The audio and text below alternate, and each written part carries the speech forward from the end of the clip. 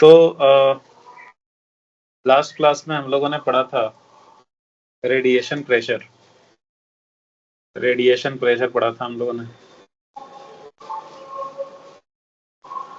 तो radiation pressure का formula, general result हम लोगों ने डिराइव किया था कि रेडिएशन प्रेशर आया था I/C 1 + R cos square theta, where R जो था वो था रिफ्लेक्शन कोएफिशिएंट। बहुत जगहों पे इसको जो है वो रो से भी डिनोट करते हैं, रिफ्लेक्शन कोएफिशिएंट को रो से भी लिखते हैं। तो ये फॉर्मूला था आपका I/C 1 + रो cos स्क्वायर थीटा। अब क्या है कि जहां पे आपको प्रेशर निकालने को जहां पे बोला जाएगा तो वहां पे आपका काम तो हो जाएगा इस फॉर्मूले से।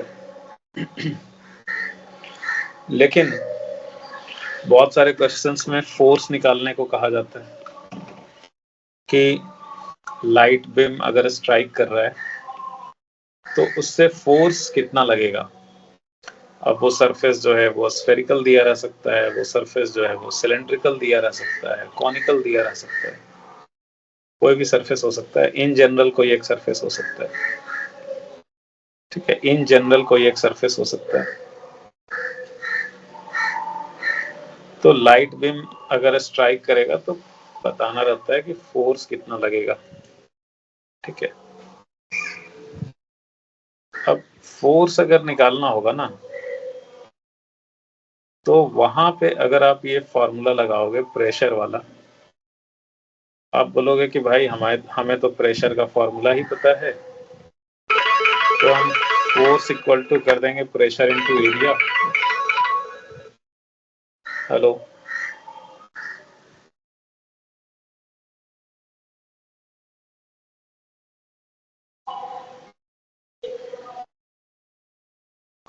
वन 476। तो आप बोलोगे कि भाई हमें तो प्रेशर का फॉर्मूला ही पता है, वो भी जनरल फॉर्मूला, तो हम फोर्स इज इक्वल टू कर देंगे प्रेशर इनटू एरिया। तो यहाँ पे फिर आपका हो जाएगा गलत, यहाँ पे गलत हो जाएगा। प्रेशर के फॉर्मूला से अगर फोर्स निकालने जाओगे तो आप प्रॉब्लम में फंस जाओगे, क्योंकि प्रेशर जो होता है वो perpendicular component of force divided by area होता है, ना कि फोर्स बाय एरिया। एरिया पे जो फोर्स का परपेंडिकुलर कंपोनेंट है दैट डिवाइडेड बाय एरिया होता है। तो इस फॉर्मूला से मतलब प्रेशर का फॉर्मूला पहले निकालोगे फिर फोर्स निकालना होगा, तो आप F परपेंडिकुलर तो निकाल सकते हो, लेकिन आप इस फॉर्मूले से फोर्स का पैरेलल कंपोनेंट जो होगा, जो component of force which is parallel to the surface, वो नहीं निकाल पाओगे आप, वो आप नहीं निकाल पाओगे। तो आपको प्रेशर के फॉर्मूला से कोई तरीका ही नहीं है parallel component of the force निकालने का, तो वहां पे फंस जाओगे आप, ठीक है।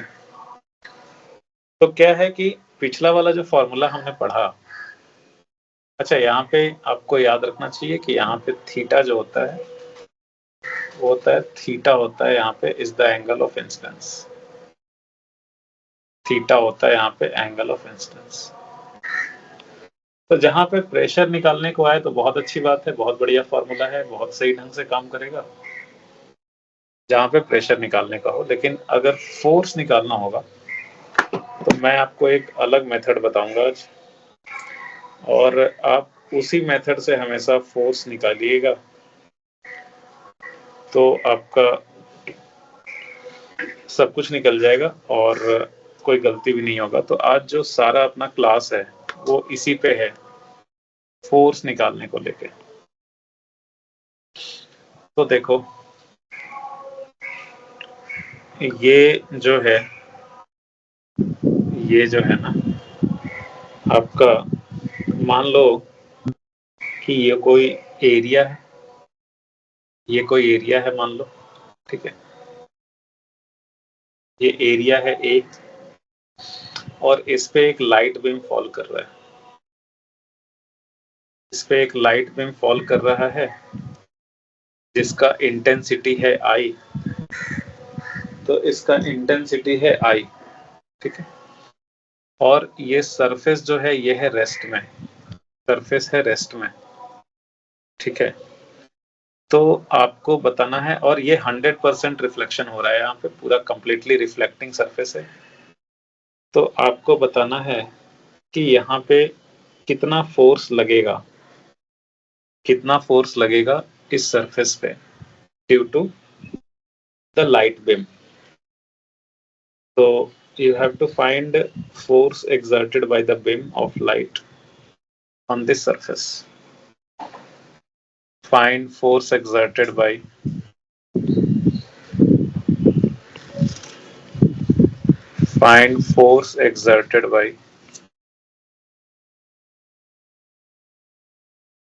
beam of light on the surface. देखो वो जो प्रेशर वाला फॉर्मूला था ना, वो हो सकता है कहीं कहीं पे काम कर भी जाए।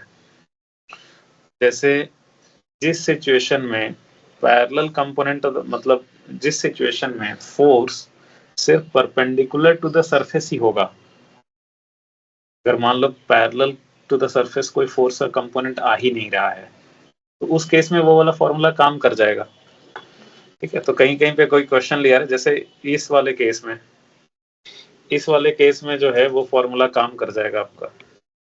तो आप सोचोगे कि भाई बहुत बिंदास, और बुक में मान लो कि ये क्वेश्चन दिया हुआ है और वैसे ही कर दिया है, प्रेशर के फॉर्मूला से निकाल दिया है, तो आप बोलोगे कि भाई बहुत बिंदास फॉर्मूला है, ये मस्त काम कर रहा है। और आप बोलोगे प्रेशर का तो हमें फॉर्मूला पता ही है, हम सिंपली प्रेशर इनटू एरिया कर देंगे। लेकिन आप जहां पे parallel component of the force आ जाएगा, component of force parallel to the surface आ जाएगा, वहां पे फिर फंस जाओगे आप। तो एक बार जरा सा ट्राई करके देखो। तो ये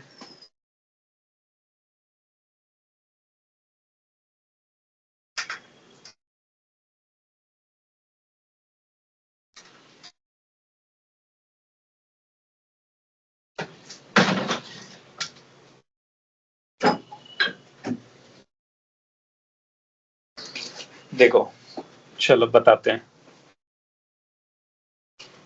तो देखिए बताते हैं कि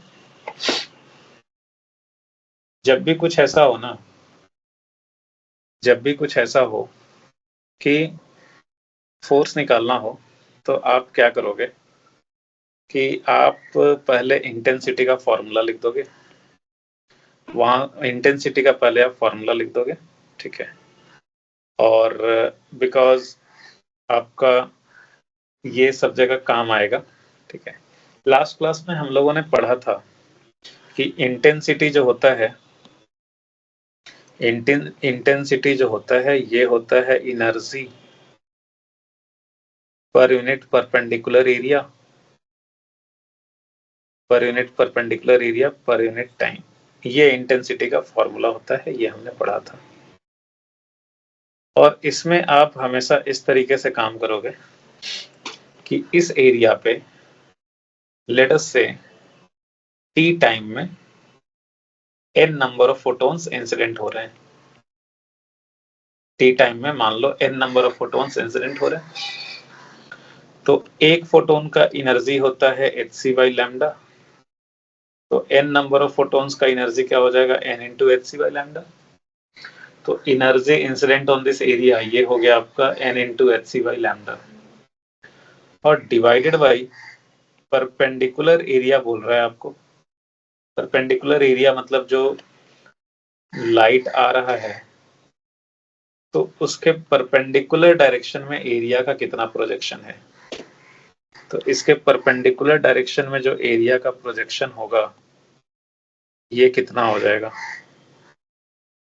ये प्रोजेक्शन हो जाएगा आपका, ये प्रोजेक्शन हो जाएगा, ये प्रोजेक्शन आपका हो जाएगा a sin theta, a sin theta. तो ये जो लाइट आ रहा है ना, तो इसके परपेंडिकुलर डायरेक्शन में एरिया का प्रोजेक्शन हो जाएगा ए साइन थीटा। जैसे मान लो कि ऐसे समझो ना यार, ये मान लो कोई रेक्टेंगुलर सरफेस है ऐसे रखा हुआ, ठीक है, तो इसका हॉरिजॉन्टल कंपोनेंट आएगा, एक हॉरिजॉन्टल कंपोनेंट ये आ जाएगा, अलोंग द सरफेस ये आ जाएगा, और एक परपेंडिकुलर कंपोनेंट होगा। अभी अगर ये एरिया है ए, ठीक है, तो ये एंगल है थीटा, ये एरिया ए है, तो नीचे वाला एरिया हो जाएगा ए कॉस थीटा, और ये वाला एरिया हो जाएगा ए साइन थीटा। तो ये जो लाइट आ रहा है इधर से, परपेंडिकुलर डायरेक्शन में जो एरिया है, इसके परपेंडिकुलर डायरेक्शन में जो एरिया है, ये आपका ए साइन थीटा ही तो होगा, ये आपका होगा ए साइन थीटा। सो यहाँ पे n नंबर ऑफ फोटॉन्स हम लोग मान रहे हैं कि इंसिडेंट हो रहा है t टाइम में। n नंबर ऑफ फोटॉन्स का एनर्जी हो गया n/hc/λ, एरिया परपेंडिकुलर हो गया a sin थीटा, और इनटू टाइम, यही हो जाएगा इंटेंसिटी। तो इंटेंसिटी को आप ये लिख दोगे हमेशा, ठीक है। क्या होगा आगे कैलकुलेशन में सब जगह आपको n λ/AT लिखना होगा, तो आप इसी फॉर्मूला से यहाँ से n λ/AT आप इंटेंसिटी के फॉर्म में लिख पाओगे। ये क्लियर है? बताओ, इंटेंसिटी का फॉर्मूला ये क्लियर है? हाँ सर। चलिए ठीक है। तो अब देखो, अब क्या करोगे आप, आपको निकालना है फोर्स। तो फोर्स जो होता है ये होता है delta P by delta T, change in linear momentum per unit time, change in linear momentum per unit time. तो देखो अब हम लोग देखेंगे कि लीनियर मोमेंटम में क्या चेंज हो रहा है। तो अगर यहाँ पे एक फोटोन अगर इंसिडेंट हो रहा है, तो उसका लीनियर मोमेंटम इनिशियली जो होगा वो होगा h/λ, और इनिशियल लीनियर मोमेंटम जो होगा ये होगा h/λ आई कैप। जो इंसिडेंट वेव का डायरेक्शन है उधर, ये हो गया h/λ आई कैप। अब जब ये रिफ्लेक्ट होगा तो ये एरिया का डायरेक्शन है, ये इस पे नॉर्मल है। अच्छा, अब देखो यहाँ पे ये लॉज ऑफ रिफ्लेक्शन को फॉलो करेगा। तो लॉज ऑफ रिफ्लेक्शन को फॉलो करेगा तो एंगल ऑफ इंसिडेंस जो है वो कितना है, एंगल ऑफ इंसिडेंस है नॉर्मल और ये आपका इंसिडेंट फोटोन के बीच का एंगल, ये वाला एंगल। तो ये वाला एंगल कितना होगा, देखो आपने ये जो एरिया लिया है वो हॉरिजॉन्टल से लिया है थीटा, हॉरिजॉन्टल से ये थीटा लिया है, ये थीटा होगा तो आपका ये थीटा होगा, और ये थीटा होगा तो ये होगा 90 माइनस थीटा। तो एंगल ऑफ इंसिडेंस है यहाँ पे 90 माइनस थीटा, तो एंगल ऑफ रिफ्लेक्शन भी होगा 90 माइनस थीटा। ये फोटोन चला जाएगा इधर। आप मान रहे हो कि पूरा का पूरा जो फोटो पूरा 100% रिफ्लेक्शन हो रहा है, तो 100% रिफ्लेक्शन हो रहा है, तो ये इनिशियल मोमेंटम हो गया h/λ इस डायरेक्शन में, और फोटोन का जो फाइनल मोमेंटम है वो हो गया h/λ इस डायरेक्शन में। h/λ ही लिखोगे आप फाइनल मोमेंटम, बिकॉज एक फोटोन का, बिकॉज 100% रिफ्लेक्शन हो रहा है। अब आप क्या करो कि यहाँ पे जो है आप कंपोनेंट ले लो, कंपोनेंट ले लो आप लीनियर मोमेंटम का, एक अलोंग द सरफेस ले लो और दूसरा जो है वो ले लो आप परपेंडिकुलर टू द सरफेस। तो एक ले लो अलोंग द सरफेस और एक ले लो परपेंडिकुलर टू द सरफेस। तो ये जो h/λ है और ये एंगल है थीटा, ये एंगल हो गया थीटा, तो इसका जो कंपोनेंट आएगा इधर, इसका इधर जो कंपोनेंट आएगा वो होगा h/λ cos थीटा, और इधर जो कंपोनेंट आएगा ये होगा h/λ sin थीटा। तो h/λ cos theta and h/λ sin theta, ये इनिशियल मोमेंटम के आपने कंपोनेंट्स ले लिए, ठीक है। देखो इसी को मैंने यहाँ पे दिखाया है h/λ cos थीटा, ये हो गया कंपोनेंट इनिशियल मोमेंटम का अलोंग द सरफेस, और ये हो गया एक h/λ sin theta, component of initial momentum perpendicular to the surface. उसके बाद ये जो फाइनल मोमेंटम है h बाई लैम्डा, आप इसके भी कंपोनेंट्स ले लो। तो इसके भी कंपोनेंट्स लोगे तो यहाँ पे जो है वो हॉरिजेंटल कंपोनेंट तो चेंज होगा नहीं, हॉरिजेंटल कंपोनेंट चेंज होगा नहीं, बिकॉज जो फोर्स लगेगा इस पे ये तो परपेंडिकुलर टू द सरफेस लगना है। तो हॉरिजेंटल कंपोनेंट जो है लीनियर मोमेंटम का वो रहेगा अनचेंज्ड, वो h by lambda cos theta ही रहेगा। और वर्टिकल कंपोनेंट जो है, वर्टिकल कंपोनेंट ये आप चूंकि 100% रिफ्लेक्शन मान रहे हो तो ये हो जाएगा एग्जैक्टली अपोजिट डायरेक्शन में h by lambda sine theta. आप ऐसे भी देख सकते हो, आप वैसे भी देख सकते हो कि ये आपका रिफ्लेक्टेड वेव है, इसका लीनियर मोमेंटम है h बाई लैम्डा। और अगर एंगल की बात करें तो ये एंगल जो है ये है थीटा, तो ये हुआ आपका 90 माइनस थीटा, तो ये हुआ 90 माइनस थीटा, ठीक है। तो ये 90 माइनस थीटा हुआ, तो आपका क्या होगा ये क्या बोलते हैं, एक सेकंड, वेट। थीटा किसको लिया, ये है ना थीटा, थीटा ये है, थीटा ये है थीटा। और ओके एक सेकंड वेट, ये थीटा, ये थीटा, ये 90 माइनस थीटा, ये 90 माइनस थीटा, ये थीटा, हाँ ठीक है, ये थीटा हुआ। तो h बाई लैम्डा का इधर कंपोनेंट आ गया h by lambda cos theta, h by lambda cos theta, और इधर जो कंपोनेंट आ गया ये हो गया आपका h by lambda cos of 90 minus theta which is h by lambda sine theta. तो फाइनल मोमेंटम जो है आपने ये लिख लिया, इसके दो कंपोनेंट्स लिख लिए। तो देखो horizontal component of linear momentum तो चेंज हुआ नहीं, तो हॉरिजेंटल डायरेक्शन में यहाँ पे कोई जो है वो फोर्स नहीं लग रहा है फोटोन पे। जो भी फोर्स लग रहा है वो किधर लग रहा है, वर्टिकल डायरेक्शन में लग रहा है। वर्टिकल डायरेक्शन में फोटोन का जो लीनियर मोमेंटम होगा, change in linear momentum photon का अगर हम चेंज इन लीनियर मोमेंटम लिखेंगे तो वो लिखेंगे h by lambda sine theta, N cap लिख देता हूँ, और minus h by lambda sine theta minus N cap. तो ये हो जाएगा आपका 2h by lambda sine theta N cap. तो ये फोटोन पे फोर्स लगा 2h by lambda sine theta N cap, किसने लगाया, मिरर ने लगाया।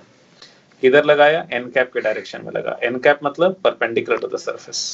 तो फोटोन पे फोर्स लगा इधर, फोटोन पे फोर्स लगा इधर 2h by lambda sine theta N cap, ठीक है। तो न्यूटन थर्ड लॉ से फोटोन जो है वो सरफेस पे उतना ही फोर्स लगाया होगा ऑपोजिट डायरेक्शन में, 2h by lambda sine theta N cap, ठीक है। अच्छा, ये एक फोटोन की वजह से हुआ, एक फोटोन की वजह से हुआ। तो आपका लेट अस से n number of small n number of photons अगर इंसिडेंट हो रहे हैं तो फोटोन्स के टोटल लीनियर मोमेंटम में चेंज हो जाएगा n into 2h by lambda sine theta इस डायरेक्शन में, ठीक है। तो फोटोन्स पे फोर्स लगेगा इस डायरेक्शन में, तो न्यूटन थर्ड लॉ से फोटोन जो इस पे फोर्स लगाएगा मिरर पे वो लगाएगा इस डायरेक्शन में, और ये फोर्स, ठीक है, ये फोर्स कितना हो जाएगा, चेंज इन लीनियर मोमेंटम तो हो गया n into 2h by lambda sine theta along the normal, मतलब इतना मोमेंटम ट्रांसफर हुआ मिरर को। फोर्स जो है ये हो जाएगा आपका चेंज इन लीनियर मोमेंटम को टाइम से डिवाइड कर दो, तो ये n into 2h by lambda sine theta, इसको t से डिवाइड कर देंगे, तो ये आपका हो गया 2nh by lambda t sine theta, ये फोर्स हो गया। अब देखो मैंने कहा था कि ये फोर्स में बार बार आपको जरूरत पड़ेगा ये NH बाई लैम्डा टी का, और ये हम लोग NH by lambda T intensity वाले फॉर्मूला से निकालेंगे। तो इंटेंसिटी वाले फॉर्मूला से यू कैन सी कि NH बाई लैम्डा टी जो हो जाएगा ये हो जाएगा I into A sine theta by C. तो आप इसके जगह पे लिखोगे I into A sine theta by C. सो NH बाई लैम्डा टी के जगह पे लिखेंगे I into A sine theta by C. तो जो फोर्स है ये आपका हो जाएगा 2 into I A sine theta by C into sine theta. तो फोर्स हो गया आपका 2 I A sine square theta by C, force हो गया 2IA sine square theta by C. ठीक है, ये आपका फोर्स का फॉर्मूला आ गया। और ये जो है ये किधर आ गया, ये आ गया परपेंडिकुलर टू द सरफेस।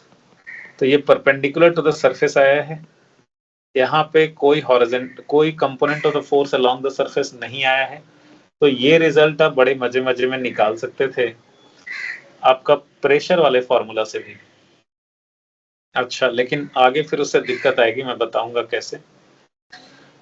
तो हाँ, तो फोर्स, लेकिन ठीक है, तो दूसरे केसेस में दिक्कत आ जाएगी, इसलिए जो मेथड फॉलो किया फोर्स निकालने का, यही मेथड आप हमेशा फॉलो करेंगे। अब प्रेशर निकालना है, प्रेशर को इस फॉर्मूले से भी निकाला जा सकता है। प्रेशर होता है perpendicular component of the force by area. ये एक्चुअली प्रेशर होता है perpendicular component of the force by area. अब चूंकि यहाँ पे फोर्स जो है वो एरिया के परपेंडिकुलर डायरेक्शन में ही लग रहा है, तो पूरा का पूरा ये आ गया दिस, और डिवाइडेड बाई एरिया से डिवाइड कर देंगे तो ये 2I/c साइन स्क्वायर थीटा आ जाएगा। प्रेशर का फॉर्मूला आ गया। प्रेशर का फॉर्मूला जो है हम लोग नॉर्मल फॉर्मूला जो पढ़े थे लास्ट क्लास में उससे भी आ जाता। प्रेशर होता है I/c 1 प्लस रो रिफ्लेक्शन कोएफिशिएंट, I/c 1 प्लस रो, क्या था हमारा फॉर्मूला, I/c 1 प्लस रो कॉस स्क्वायर थीटा था ना, साइन स्क्वायर थीटा था वहां पे। प्रेशर का कॉस स्क्वायर थीटा था, और 100% रिफ्लेक्टिंग सरफेस है, तो आपका जो रो है वो 1 है, तो ये हो गया 1 प्लस 1 कॉस स्क्वायर थीटा, ये हो गया 2I/c कॉस स्क्वायर थीटा। तो वहां पे तो कॉस स्क्वायर थीटा आया था, और यहाँ पे जो है वो साइन स्क्वायर थीटा आया है। ये अलग क्यों आ गया, क्योंकि वहां पे आपने थीटा जो है वो लिया था एंगल ऑफ इंसिडेंस, थीटा आपने एंगल ऑफ इंसिडेंस लिया था, और यहाँ पे जो आपने डेरिवेशन किया है उसमें आपने थीटा लिया है ये एरिया का जो इंक्लाइनेशन है वो विद द हॉरिजॉन्टल। तो अगर आप एंगल ऑफ इंसिडेंस देखेंगे तो वो भी यहाँ पे जो है वो 90 माइनस थीटा ही है। तो angle of incidence 90 minus theta ही है, तो प्रेशर के फॉर्मूला में बेसिकली आपको थीटा के जगह 90 माइनस थीटा रखना पड़ेगा। Cos square 90 minus theta sine square theta ही बन जाएगा। सो ये फॉर्मूला जो है वो काम कर रहा है। ये आपने देखा फोर्स निकालना, ठीक है, फोर्स निकालना, पर यहाँ पे आपको कुछ भी नया नहीं लगा। आपको तो लग रहा होगा कि भाई हम प्रेशर के फॉर्मूला से ये से निकाल दे तो ज्यादा बेटर होता। लेकिन देखो आप अगले टाइप में आ जाओ, आप अगले टाइप में आ जाओ। तो अगले टाइप में, अच्छा, लेकिन अगले टाइप में आने से पहले आप क्या करो ना, क्या है कि ये जो फोर्स है, ठीक है, इसका आप दो कंपोनेंट ले लो। ठीक है, ये फोर्स का दो आगे अपने को काम आएगा, डिफरेंट डिफरेंट टाइप्स में काम आएगा, और इस रिजल्ट का हम लोग यूज करेंगे। देखो बताता हूँ क्या। आपने देखा कि जो मिरर पे यहाँ पे फोर्स लगेगा वो लगेगा परपेंडिकुलर टू द सरफेस। आप क्या करो कि ये फोर्स के ना दो कंपोनेंट ले लो। एक ले लो जिस डायरेक्शन में ये लाइट बीम आ रहा था उसी डायरेक्शन में, लाइट बीम के ही डायरेक्शन में इस फोर्स का कंपोनेंट ले लो। हम लोग इसको बोलेंगे एफ पैरेलल से डिनोट करेंगे। और एक आप कंपोनेंट ऑफ दिस फोर्स ले लो इंसिडेंट बीम जो आ रहा था उसके परपेंडिकुलर डायरेक्शन में, and we will denote it by F perpendicular. तो देखो ये एंगल थीटा है, ये 90 है, तो ये 90 माइनस थीटा होगा, ये थीटा होगा, और ये थीटा होगा, तो ये जो है ये 90 माइनस थीटा होगा। तो एफ पैरेलल जो होगा ये हो जाएगा आपका F cos of 90 minus theta which is F sine theta. तो F parallel is F sine theta, और एफ परपेंडिकुलर जो है वो है एफ कॉस थीटा। अब एफ का वैल्यू डालो आप, तो एफ का वैल्यू अपना आया था ऊपर में, एफ आया था, इधर लिख देता हूं मैं, 2IA sine square theta by C, 2IA sine square theta by C. अब आप एफ साइन थीटा लिखोगे तो ये हो जाएगा 2A sine Q theta by C. और f परपेंडिकुलर लिखोगे तो ये हो जाएगा f cos theta, so this is 2ia sin square theta cos theta by c। ये आप अभी लिख लो, ये वाला आप लिख लो, इसका यूज जो है वो आने वाला है, तो ये वाला लिख लो आप। बाकी चीजों को है जो आप बाद में लिख सकते हो, बढ़िया से लिख लेना, बढ़िया से नोट्स बना लेना।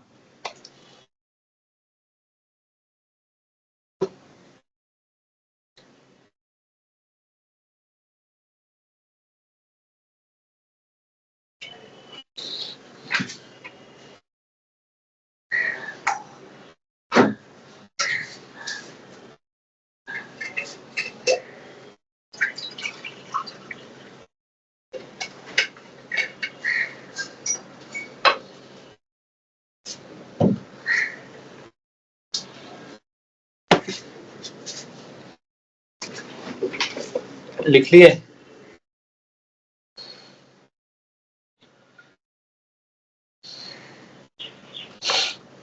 हाँ सर।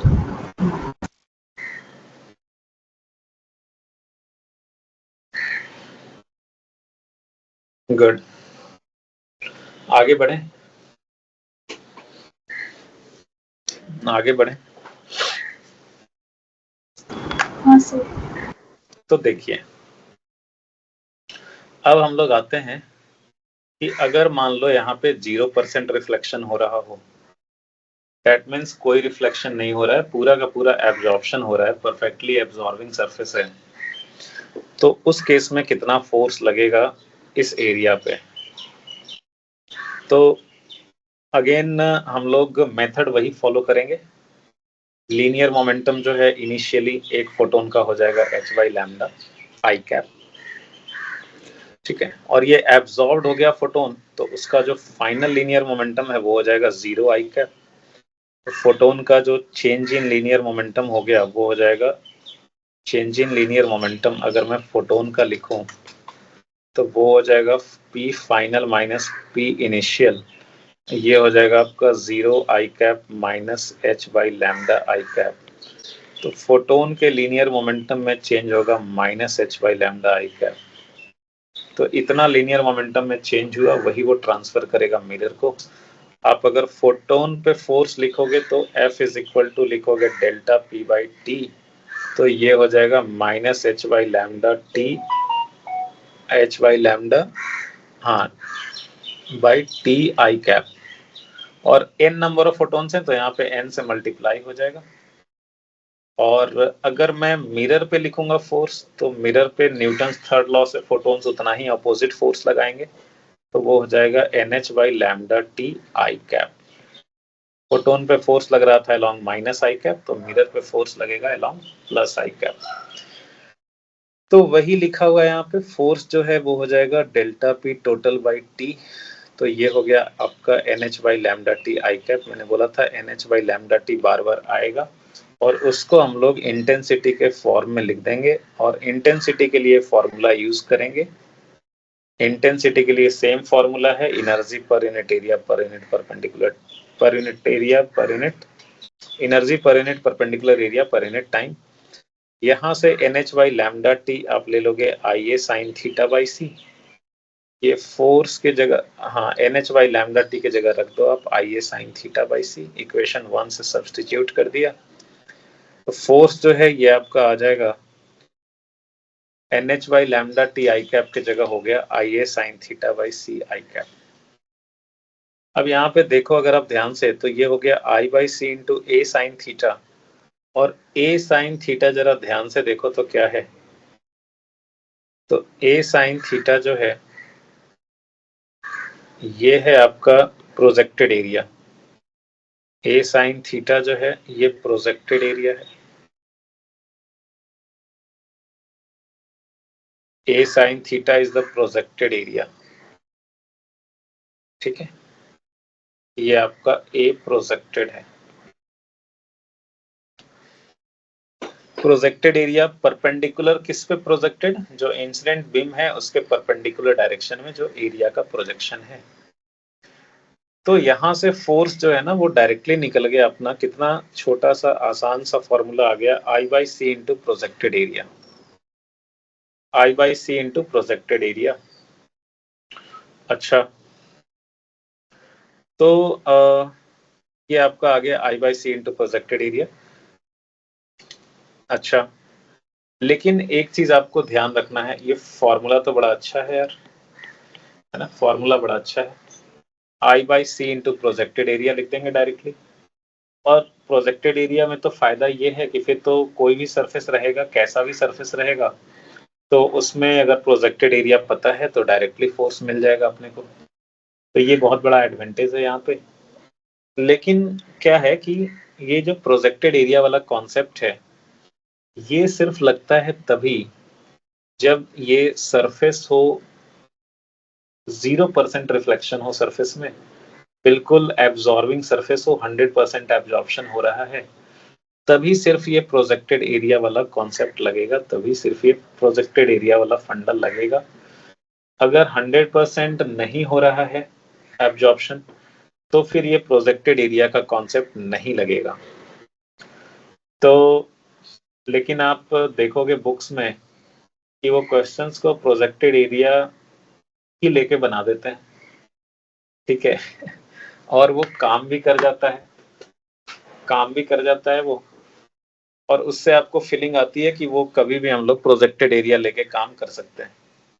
लेकिन आगे हम लोग देखेंगे कि वो प्रोजेक्टेड एरिया वाला चीज सिर्फ तभी काम करता है जब स्फेरिकल सरफेस होता है। स्फेरिकल सरफेस के केस में आगे हम लोग देखेंगे कि वो प्रोजेक्टेड एरिया वाला चीज काम कर जाता है।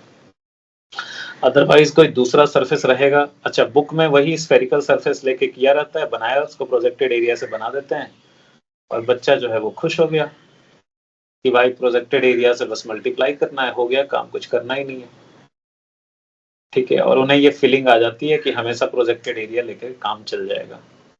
लेकिन वो प्रोजेक्टेड एरिया लेके काम जो है वो रिफ्लेक्टिंग सरफेस के लिए तभी काम करेगा जब सिर्फ स्फेरिकल सरफेस होगा तभी, अदरवाइज रिफ्लेक्टेड रिफ्लेक्शन अगर हो रहा है ना, उस केस में वो प्रोजेक्टेड एरिया वाला फंडा काम नहीं करता है। तो आप इस झांसे में नहीं आइएगा कि प्रोजेक्टेड एरिया वाला काम कर जाएगा, तो ठीक है। सो तो यहाँ पे मैं लिख देता हूँ नोट में, यहाँ पे मैं नोट में लिख देता हूँ कि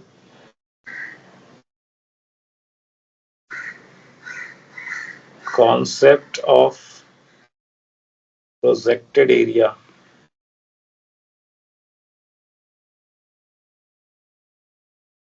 will work only if surface is completely absorbing.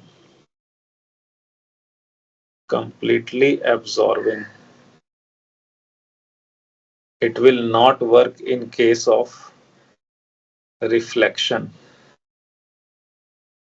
It will not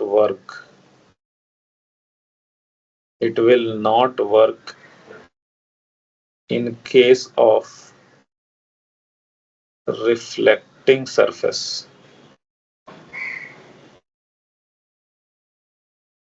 Except, इसमें एक एक्सेप्शन है बस, और इसीलिए सारा कंफ्यूजन हो जाता है। Except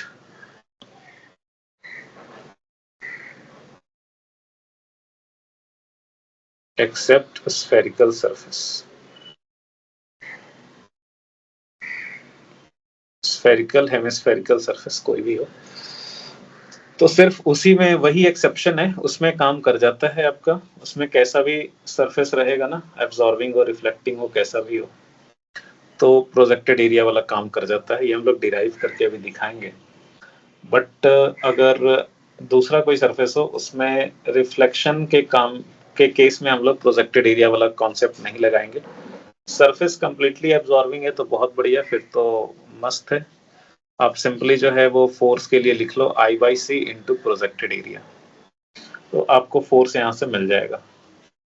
प्रेशर फिर आप यहाँ से निकाल सकते हो, प्रेशर जो है वो हो जाएगा perpendicular component of force by area.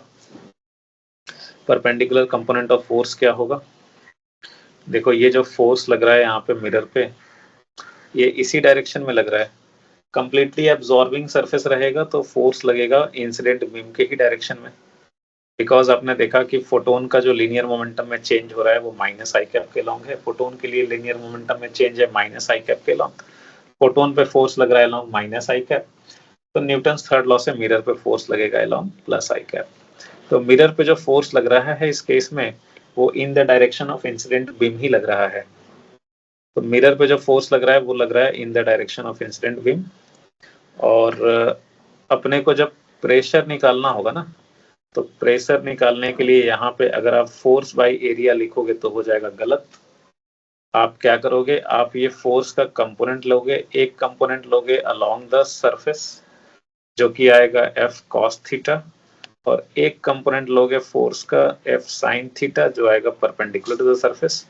तो प्रेशर जो होगा वो F sine theta perpendicular component of the force, the component of force which is perpendicular to the area, that divided by area आएगा, ना कि फोर्स बाय एरिया। ठीक है, pressure जो है वो फोर्स का component perpendicular to the surface वो डिवाइडेड बाय एरिया होता है। आई बात समझ में?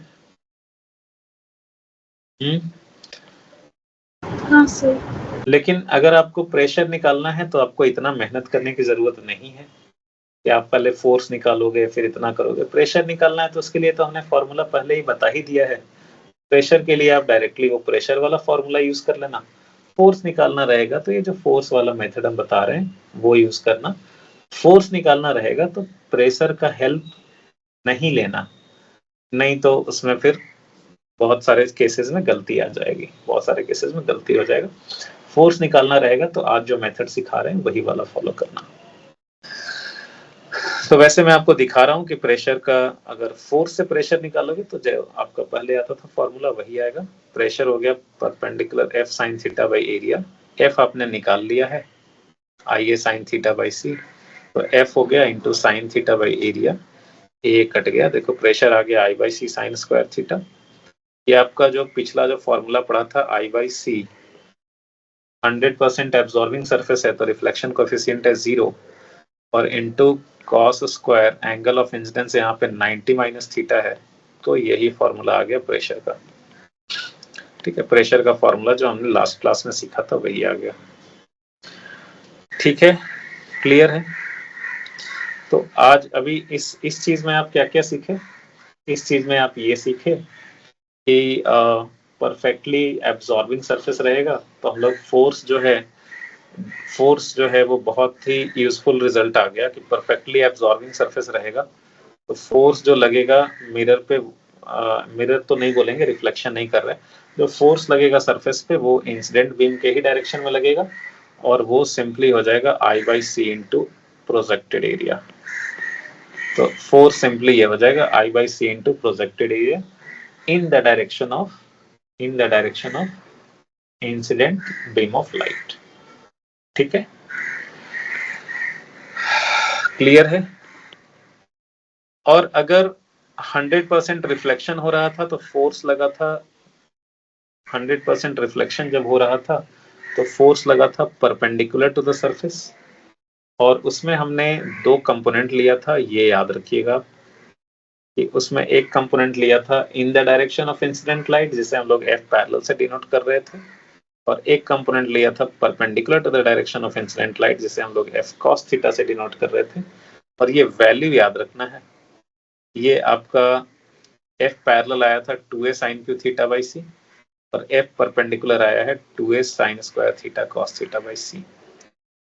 तो आई होप कि आपने ये फॉर्मूला लिख लिया है, आगे यूज में आएगा। अब देखो ये जो दो चीज हमने पढ़ा इसी को यूज करके हम लोग निकाल सकते हैं कि अगर ईटा परसेंट रिफ्लेक्शन हो रहा हो, ठीक है, अगर दोनों चीज हो रहा हो, सरफेस में रिफ्लेक्शन भी हो रहा हो एब्जॉर्प्शन भी हो रहा हो, उस केस में फोर्स कैसे निकालेंगे? ठीक है, तो उस केस में फोर्स कैसे निकालेंगे? तो भाई अगर ईटा परसेंट रिफ्लेक्शन हो रहा है, ठीक है, तो इसका मतलब ये हो गया कि ईटा बाई 100 हो रहा है रिफ्लेक्शन, तो एब्जॉर्प्शन भी हो रहा होगा, तो 1 माइनस ईटा बाई 100 जो होगा ये होगा एब्जॉर्प्शन। तो 1 माइनस ईटा बाई 100 इतने पार्ट का होगा एब्जॉर्प्शन और ईटा बाई 100 इतने पार्ट का होगा रिफ्लेक्शन। अब क्या है कि आपको दोनों का रिजल्ट पता है कि एब्जॉर्प्शन के केस में क्या होता है, किधर फोर्स लगता है, कितना लगता है, और रिफ्लेक्शन के केस में 100% रिफ्लेक्शन के केस में कितना फोर्स लगता है, किधर लगता है, वो आप दोनों को रिजल्ट पता है। तो आप उसी रिजल्ट को यूज कर लेंगे तो आप आंसर जो है वो फटाफट लिख पाएंगे। और तो देखो यहाँ पे जो है, अच्छा एक चीज और है, जैसे मैंने हर एक फिगर में ये लिखा हुआ है कि सरफेस इज एट रेस्ट, ये सरफेस जो है वो रेस्ट में है, ये हर एक डायग्राम में आप देखोगे, ध्यान दोगे तो सब में लिखा हुआ है। ये हम सब में एज्यूम कर रहे हैं कि जिस सरफेस पे लाइट फॉल कर रहा है वो रेस्ट में है, क्योंकि अगर वो सरफेस रेस्ट में नहीं रहेगा, अगर सरफेस अगर रेस्ट में नहीं होगा तो क्या होगा कि फोटोन का वेवलेंथ हो जाएगा चेंज, फोटोन का वेवलेंथ हो जाएगा चेंज। तो उस सिचुएशन को अभी हम लोग वो इन्वॉल्व करना नहीं चाह रहे। वेवलेंथ चेंज हो जाएगा तो नया वाला वेवलेंथ क्या होगा वो हम लोग बाद में देखेंगे, वो आपका अलग पार्ट रहेगा, उसमें कवर करेंगे कि सरफेस मूव करेगा तो जो रिफ्लेक्टेड होगा फोटोन उसका वेवलेंथ क्या होगा, उसके लिए अलग कैलकुलेशन करेंगे। तो इसीलिए हम मान रहे हैं कि सरफेस जो है वो है हमारा रेस्ट में, सच दैट रिफ्लेक्टेड वेव का भी वेवलेंथ वही है जो इंसिडेंट वेव का है। अब देखो यहाँ पे जो है मेरे दोस्त, ईटा परसेंट रिफ्लेक्शन हो रहा है तो 1 माइनस ईटा बाई 100 ये हो रहा है एब्जॉर्प्शन। अब देखो एब्जॉर्प्शन के लिए जो है वो तो हमने देखा कि बड़ा यूजफुल रिजल्ट है, एब्जॉर्प्शन होता है तो सिंपली जो है वो एब्जॉर्प्शन के लिए हो जाता है फॉर्मूला I बाई C और into projected area, projected area. तो एब्जॉर्प्शन के केस में तो ये फोर्स लगता है, और जो डायरेक्शन होता है फोर्स का वो भी बहुत बढ़िया है, वो इंसिडेंट बीम का जो डायरेक्शन है उसी डायरेक्शन में वो फोर्स लग जाता है। तो इंसिडेंट बीम के डायरेक्शन में जो है वो फोर्स लग जाएगा, कितना लग जाएगा, यही लग जाएगा। इंसिडेंट बीम का जो डायरेक्शन है उसी डायरेक्शन में एब्जॉर्प्शन की वजह से इतना फोर्स लग जाएगा। अच्छा भाई इतना लग जाएगा, और इतना ही लगता है ना, कुछ छोड़ दिया तो नहीं यहाँ पे, I by C into projected area, projected area की जगह ये साइन थीटा आ जाएगा, सही है। उसके बाद रिफ्लेक्शन के लिए देख लेंगे हम लोग, तो रिफ्लेक्शन के लिए भी हमें पता है भाई, रिफ्लेक्शन के लिए भी हमें पता है कि जब रिफ्लेक्शन होता है, ठीक है, तो रिफ्लेक्शन होता है तो रिफ्लेक्शन की वजह से जो फोर्स लगता है ना, मतलब रिफ्लेक्शन वाले केस में जो फोर्स लगता है वो लगता है परपेंडिकुलर टू द सरफेस। और उसके लिए हमने दो कंपोनेंट ले लिया था, एक इंसिडेंट बीम के डायरेक्शन में जिसे हम लोग एफ पैरेलल से डिनोट कर रहे थे, और एक इंसिडेंट बीम के परपेंडिकुलर डायरेक्शन में जिसे हम लोग एफ परपेंडिकुलर से डिनोट कर रहे थे। और हमने इसका फॉर्मूला भी लिखवा दिया था, अभी आपको बोला था कि लिख लो आगे काम आएगा, और आपने लिख भी लिया। तो इसमें जो एफ परपेंडिकुलर होता है तो आप ऊपर में देखो फॉर्मूला आपने लिखा हुआ है, वो है 2ia sine square theta cos theta by C, 2ia sine square theta cos theta by C, ठीक है। यहाँ पे जो है एफ परपेंडिकुलर जो है वो यही आ जाएगा। आप देखो एफ परपेंडिकुलर जो होगा, इंसिडेंट बीम के परपेंडिकुलर डायरेक्शन में जो फोर्स लगेगा, इंसिडेंट बीम के परपेंडिकुलर डायरेक्शन में जो फोर्स लगेगा वो सिर्फ रिफ्लेक्शन वाले केस में ही लगता है, एब्जॉर्प्शन वाले केस में नहीं लगता है। वो जब 100% याद करो 100% एब्जॉर्प्शन होता था तो उसमें तो फोर्स लगता था सिर्फ इंसिडेंट बीम के डायरेक्शन में, उसमें तो सिर्फ एफ पैरेलल आता था 100% एब्जॉर्प्शन में, इंसिडेंट बीम के परपेंडिकुलर डायरेक्शन में तो फोर्स लगता नहीं था।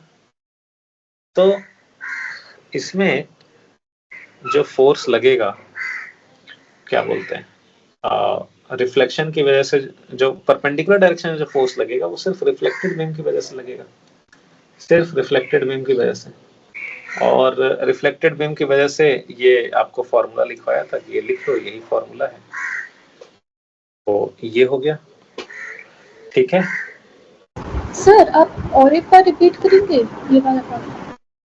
हाँ हाँ, देखो ईटा% रिफ्लेक्शन यहाँ पे हम लोग ले रहे हैं, तो ईटा% रिफ्लेक्शन में हम लोग क्या करेंगे ना, ईटा% रिफ्लेक्शन में हम लोग क्या करेंगे कि ये देखो,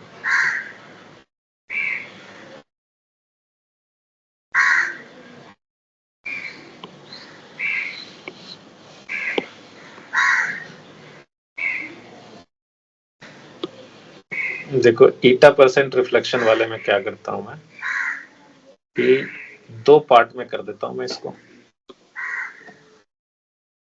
दो पार्ट में कर देता हूं।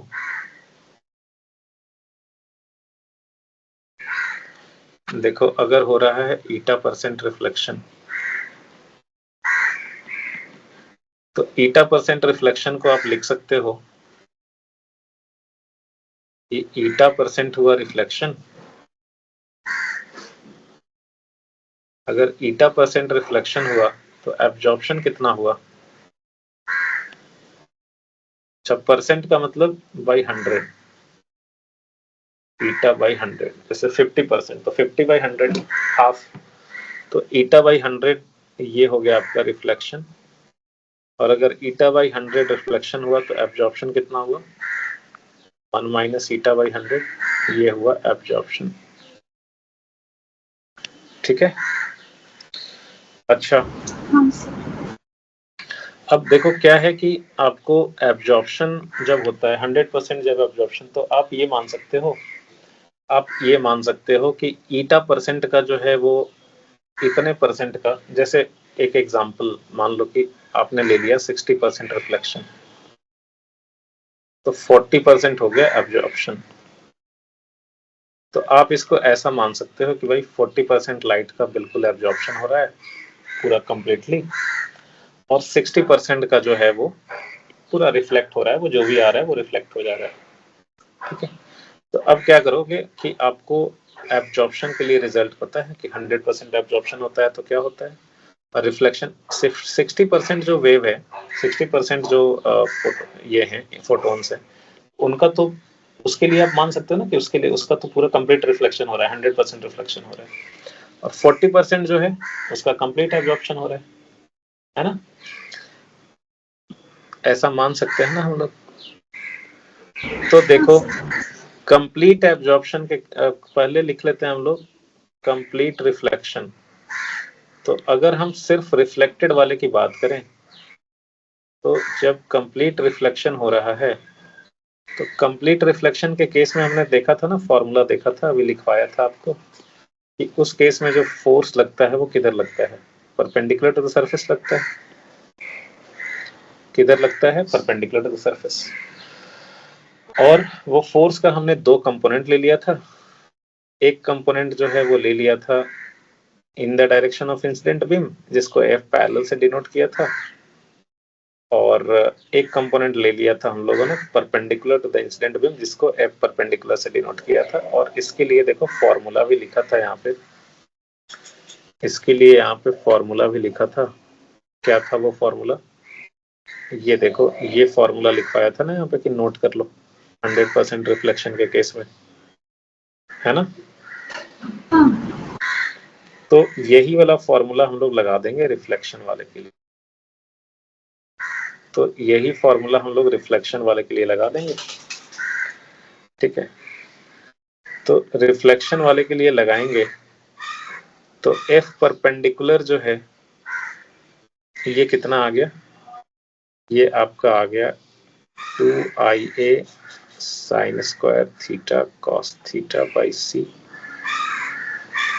और एफ पैरेलल जो है ये कितना आ गया, ये आ गया, बोलो एफ परपेंडिकुलर वाला क्लियर है।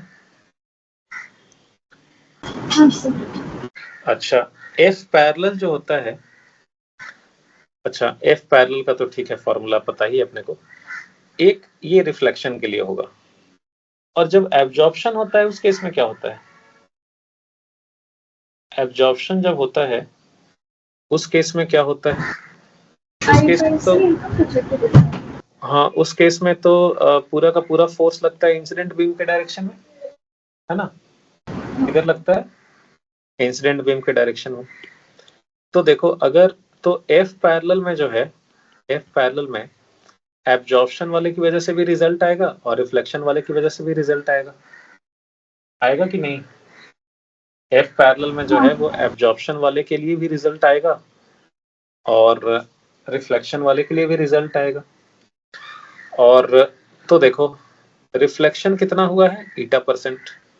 तो एफ पैरेलल वाले में ईटा/100 इनटू ये रिफ्लेक्टेड वाले की वजह से जो एफ पैरेलल था वो फॉर्मूला लगा दिया, ये हो गया 2IA sin क्यूब θ/c, ठीक है।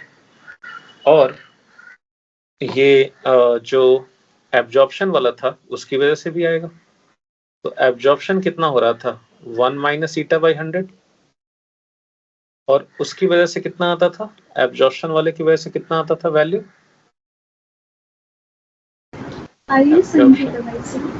हाँ, एब्जॉर्प्शन वाले की वजह से वैल्यू आता था, सिंपली उसमें आ जाता था I/c इंटू प्रोजेक्टेड एरिया जो कि था A sin theta.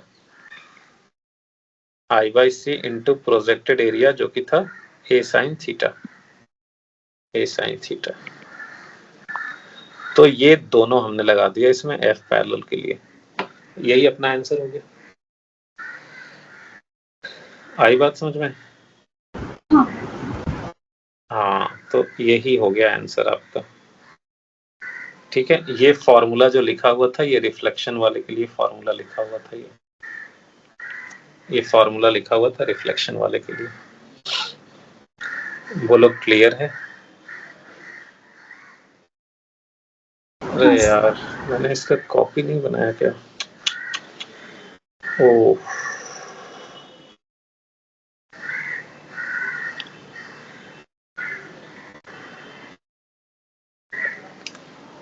So sad.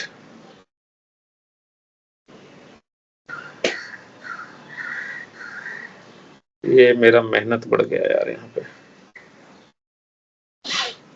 ये मेहनत बढ़ गया।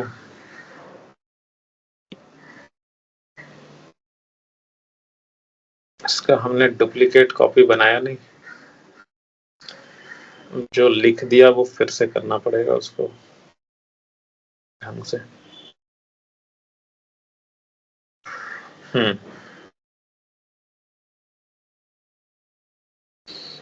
ओके, बोलो ये क्लियर है? बोलो भाई क्लियर है? ओके ओके ओके ओके,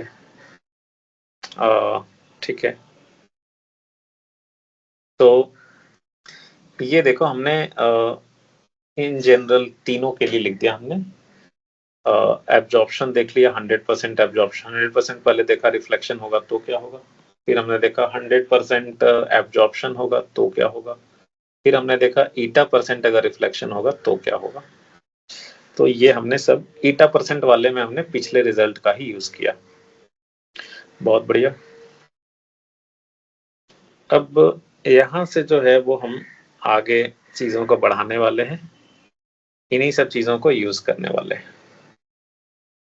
तो देखो, अब यहाँ पे जैसे आ जाता है फाइंड फोर्स, यहाँ पे आ जाता है जब अब सरफेस चेंज कर रहे हैं हम लोग। ये जैसे हो गया हेमिस्फेरिकल सरफेस, ये लाइट बीम इंसिडेंट हो रहा है इस पे,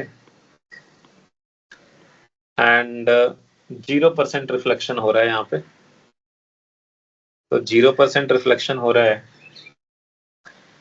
मतलब पूरा एब्जॉर्प्शन हो रहा है। तो आपको बताना है कि force exerted by the beam of light on hemisphere क्या होगा। Force exerted by the beam of light on hemisphere, तो इसमें तो कुछ करना ही नहीं है।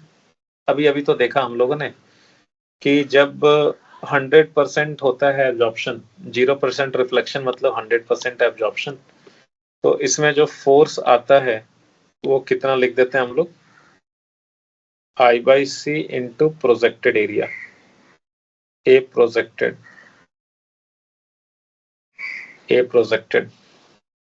तो ये कितना हो जाएगा प्रोजेक्टेड एरिया, ये हो गया I/C, और इसका जो प्रोजेक्टेड एरिया है ये हेमिस्फेरिकल सरफेस का इंसिडेंट बीम के परपेंडिकुलर डायरेक्शन में, ये क्या है, यही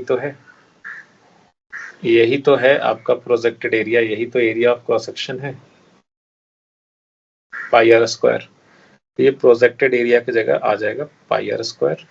और ये जो फोर्स लगेगा वो किधर लगेगा, ये फोर्स लगेगा इन द डायरेक्शन ऑफ, ये फोर्स लगेगा इन the direction of incident beam.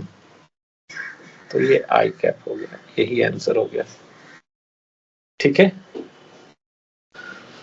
बोलिए, इसमें तो हो गया ना ये आसानी से, हाँ सर। इसमें तो कुछ करना ही नहीं पड़ा। एब्जॉर्प्शन वाले में कुछ नहीं करना पड़ेगा, चाहे कैसा भी सरफेस हो।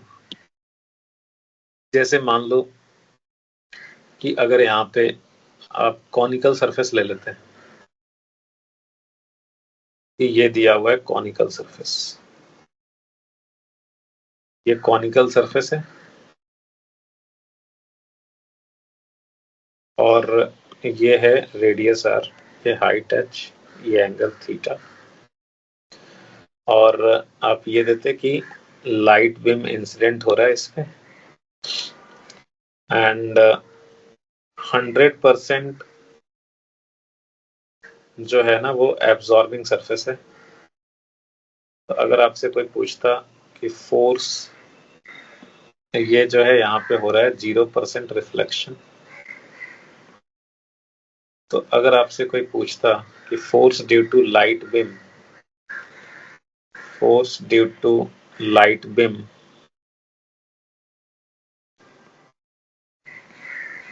ये क्या हो जाएगा, तो आप बोलोगे कि भाई यहाँ पे तो 100% एब्जॉर्प्शन हो रहा है, तो कुछ करना ही नहीं है, जिस सरफेस पे लाइट इंसिडेंट हो रहा है इसका प्रोजेक्टेड एरिया देख लो, परपेंडिकुलर टू द सरफेस क्या है, perpendicular to the incident beam का जो डायरेक्शन है उसके परपेंडिकुलर डायरेक्शन में कितना एरिया है,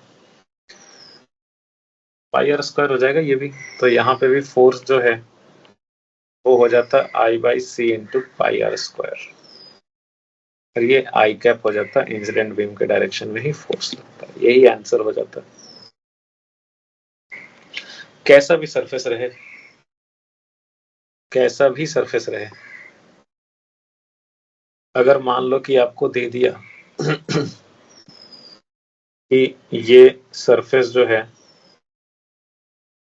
वो है पैराबोलॉइड, पैराबोलॉइड है,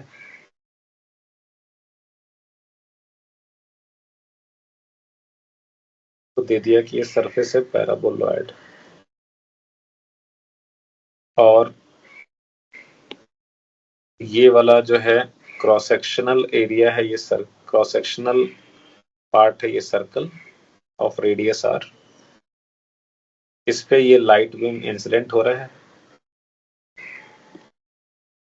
और सरफेस जो है वो पूरा एब्जॉर्बिंग है, पूरा 100% एब्जॉर्बिंग है, मतलब 0% हो रहा है रिफ्लेक्शन,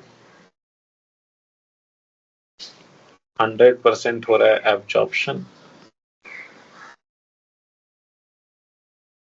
तो यहाँ पे जो फोर्स लगेगा इस पे नेट, वो भी क्या हो जाएगा, आप देखोगे कि ये प्रोजेक्टेड एरिया कितना है, πr², इंसिडेंट बीम के डायरेक्शन में यही फोर्स लग जाएगा I/C इंटू πr²,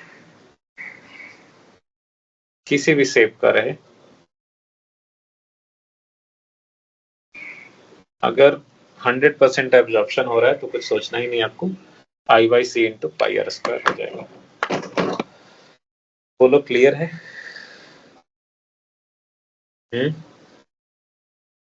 हाँ सर। गुड। चलिए अब देखते हैं कि अगर एब्जॉर्प्शन नहीं है 100%, रिफ्लेक्शन है 100%, अगर रिफ्लेक्शन हो रहा है 100%, तो ये है 100% रिफ्लेक्शन हो रहा है. You have to find force exerted by the beam of light on hemisphere. कितना लाइट की वजह से फोर्स लगेगा ये हेमिस्फेरिकल सरफेस पे. यहाँ हो रहा है आपका 100% रिफ्लेक्शन हो रहा है. तो देखो होता क्या है ना कि मैंने आपको पहले लिखवाया कि हेमिस्फेयर वाले केस में रिफ्लेक्शन की वजह से भी उतना ही आंसर आता है जितना कि एब्जॉर्प्शन की वजह से आता है. तो इसमें प्रोजेक्टेड एरिया वाला कॉन्सेप्ट काम कर जाता है. ठीक है, ये स्फेरिकल सरफेस में ही सिर्फ होता है ऐसा. तो लेकिन आपका तो इसलिए, और देखो फिर ईटा परसेंट रिफ्लेक्शन के लिए हम लोगों ने देखा था कि ईटा परसेंट रिफ्लेक्शन के केस में क्या करते हैं हम लोग, एब्जॉर्प्शन और रिफ्लेक्शन वाला जो रिजल्ट था उसी को यूज करते हैं कि 100% एब्जॉर्प्शन हो रहा है तो क्या होगा, 100% रिफ्लेक्शन हो रहा है तो क्या होगा, वही वाला रिजल्ट यूज करते थे. तो जब एब्जॉर्प्शन और रिफ्लेक्शन का रिजल्ट सेम हो जाएगा तो फिर तो ईटा परसेंट रिफ्लेक्शन में भी सेम आंसर आ जाएगा. तो हेमिस्फेरिकल सरफेस के लिए या स्फेरिकल, कोई भी स्फेरिकल सरफेस का पार्ट हो तो उसके लिए कितना भी परसेंट रिफ्लेक्शन हो रहा हो, चाहे 0% हो रहा हो, 100% हो रहा हो, ईटा परसेंट हो रहा हो, सब में सेम ही आंसर आएगा, सब में प्रोजेक्टेड एरिया वाला काम कर जाएगा रिजल्ट. लेकिन ऐसा दूसरे और किसी सरफेस में नहीं होता है. ठीक है, दूसरे और किसी सरफेस में आपको रिफ्लेक्शन के लिए पूरा रिजल्ट डिराइव ही करना पड़ेगा. तो हम लोग इसका भी डिराइव करते हैं और देखते हैं कि इसका कितना आंसर आ रहा है.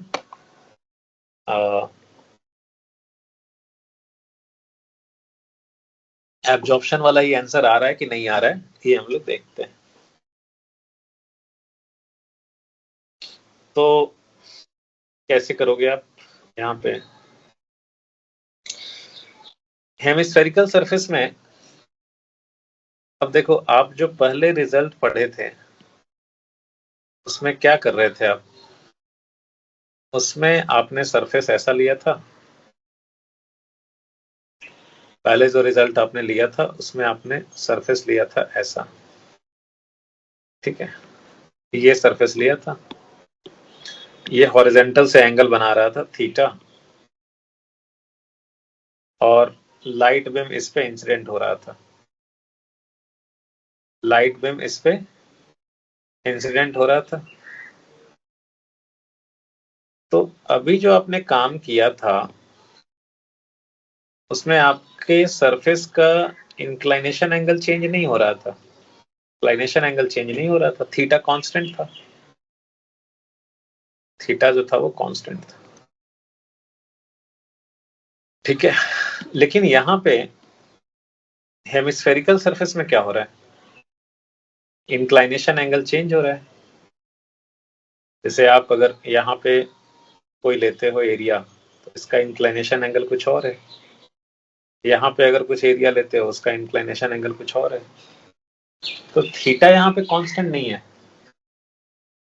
है ना, थीटा यहाँ पे कांस्टेंट नहीं है.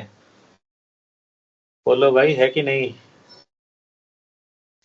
तो थीटा कांस्टेंट नहीं है तो वो पुराना रिजल्ट हम लोग लगा सकें इसके लिए हमें क्या करना पड़ेगा कि थीटा कांस्टेंट बनाना पड़ेगा, थीटा को कांस्टेंट बनाना पड़ेगा. थीटा कांस्टेंट कैसे बनाएंगे, ऐसा हमें एलिमेंट्री सरफेस लेना पड़ेगा जिसके लिए थीटा कांस्टेंट हो. तो एलिमेंट्री सरफेस लेना पड़ेगा जिसके लिए थीटा कांस्टेंट हो. अब वो कैसा सरफेस लें जिसके लिए थीटा कांस्टेंट हो, सरफेस कैसा लें जिसके लिए थीटा कांस्टेंट हो, बताइए. सरफेस कैसा लें जिसके लिए थीटा हो कांस्टेंट.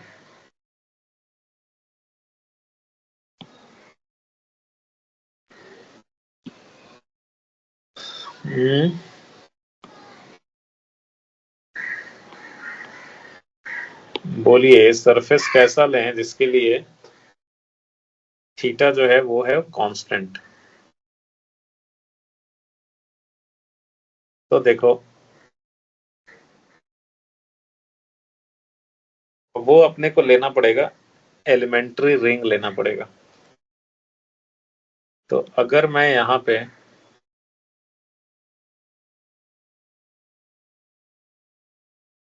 एक एलिमेंट्री रिंग ले लें,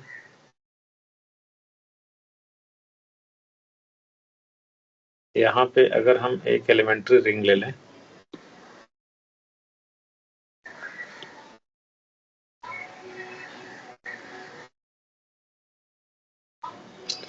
ये अगर हम एलिमेंट्री रिंग ले लें यहाँ पे, जो कि यहाँ से मान लो थीटा एंगल पे हो, और ये डी थीटा एंगल बना रहा हो यहाँ पे, इसका जो थिकनेस है ये थिकनेस हो जाएगा आर डी थीटा।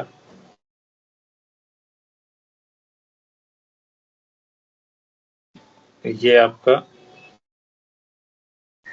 ये आपने एलिमेंट्री रिंग ले लिया।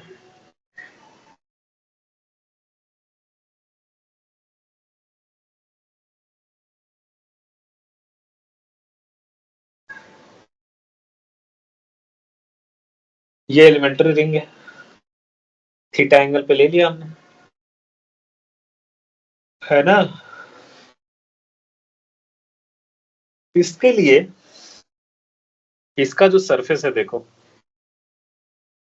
इसका जो सरफेस है ना ये, ठीक है, तो ये हॉरिजेंटल से कितना एंगल बना रहा है, तो इसका सरफेस इधर मैं दिखा देता हूं ऐसे, ये हो गया इसका thick surface, are D theta वाला थिकनेस वाला जो था, ये हॉरिजेंटल से कितना एंगल बना रहा है, तो ये मान लो हॉरिजेंटल से बना रहा है एंगल अल्फा। ठीक है, मान लेते हैं हॉरिजेंटल से ये एंगल बना रहा है अल्फा। ये सरफेस जो है इसका एरिया मान लो डीए है, डीए एरिया है ये। एक्चुअली आप इस रिंग के ऊपर, आप देखो ना हेमिस्फेरिकल सरफेस है, उसके ऊपर ये रिंग ले लो आप, तो ये रिंग कहीं पे भी लोगे ना, ये हॉरिजेंटल से उतना ही एंगल बना रहा होगा, वो सब जगह हॉरिजेंटल से वही अल्फा एंगल बन रहा होगा, इसके लिए सब जगह हॉरिजेंटल से अल्फा एंगल ही बन रहा होगा। ठीक है, बोलो यार ये वाला क्लियर है क्या पार्ट। थीटा अपने को कांस्टेंट करना था ना, इंक्लाइनेशन एंगल जो है वो कांस्टेंट करना था। तो देखो ये लाइक अगर मैं ये एक रिंग लूं तो इसके लिए इंक्लाइनेशन एंगल अलग है, इसके लिए यहाँ पे इंक्लाइनेशन एंगल अलग है। ये एक बड़ा रिंग लो, इसके लिए इंक्लाइनेशन एंगल यहाँ पे जो है वो अलग है। ये एक रिंग लें, इसके लिए यहाँ पे इंक्लाइनेशन एंगल जो है वो अलग है। ठीक है,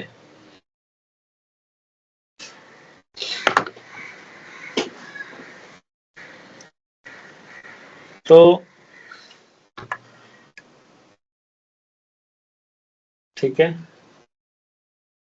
तो ये एलिमेंट्री रिंग ले लिया हमने फॉर्मूला लगाने के लिए ऊपर वाला।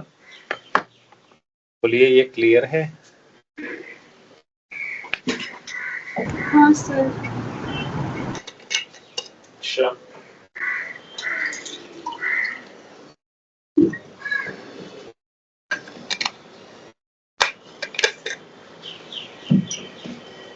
अभी अगर ये डीए का वैल्यू लिखना होगा,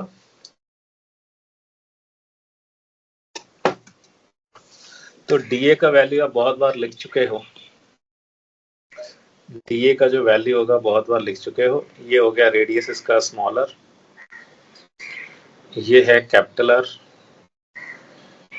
स्मॉलर जो है ये आपका हो गया आर साइन थीटा। तो डीए जो है ये आपका हो गया 2 pi into R sine theta और इंटू आर डी थीटा। ये तो आप कितनी बार ये चीज कर चुके हो इलेक्ट्रोस्टैटिक्स में, ग्रेविटेशन में, मोमेंट ऑफ इनर्शिया लिखने के टाइम में, सेंटर ऑफ मास निकालने के टाइम में। तो ये डीए हो गया। अच्छा, अब यहाँ पे है कंप्लीटली जो है ना वो रिफ्लेक्टिंग सरफेस, 100% रिफ्लेक्टिंग सरफेस।